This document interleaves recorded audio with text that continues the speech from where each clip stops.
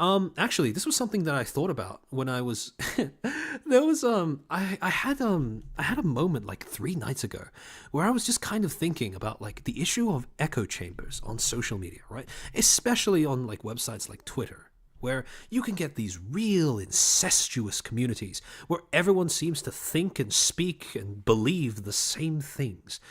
And I've been trying to think that's a Nui flashback. I really feel bad about them discontinuing Bionicles, man. Lego seems so soulless nowadays. But yeah, anyways, yeah, I was thinking about how echo chambers emerge on social media. And we often see like for example, the it's no secret that the internet does seem to be a lot less intolerant of like alternate or different views, right? People in general seem to be more trigger happy on attacking those who do not share the same beliefs. They seem to be a lot more focused on isolating themselves among others like them, etc., etc. And a lot of the times, people blame this behavior on echo chambers. And you know, when they talk about it, echo chambers sounds like a cause, not a sounds like a cause rather than a problem that was started by something else. And I have my personal theory is that what social media has currently done to the human race, and this is the thing to do with like, I don't think echo chambers are just a cause. I think they're also a symptom of something else. And that is, so what I think social media has done to the human race is that it's basically given us the equivalent of being stuck in a factory farming pen.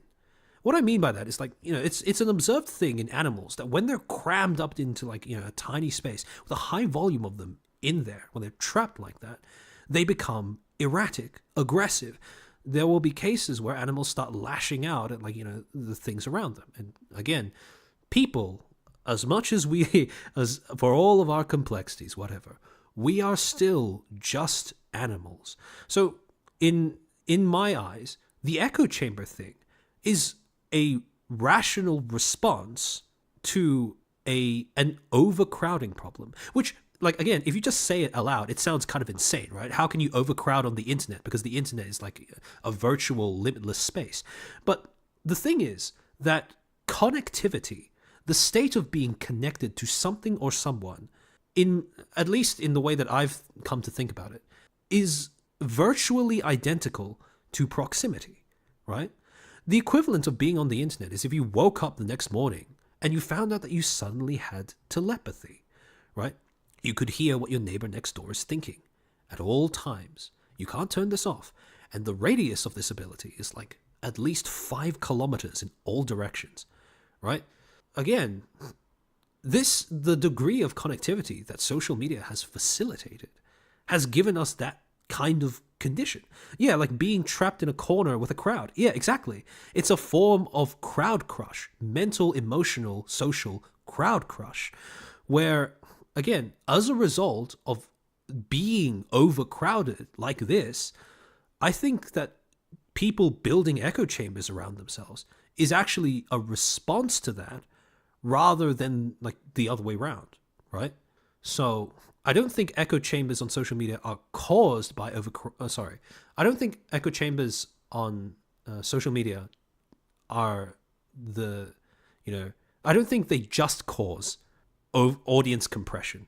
I think they are a direct result of audience compression via connection, right? We weren't made to interact with millions of others. Exactly, right? The human mind was not built to comprehend the amount of information that we have access to every day from even just 5 minutes of being on any social platform.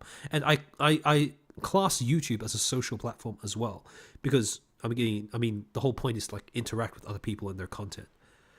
There was a study that reported that when online communities are exposed to opposing views frequently, it can cause the community to intensify in its beliefs. Oh, interesting. Okay. I might end up looking that up later on after stream.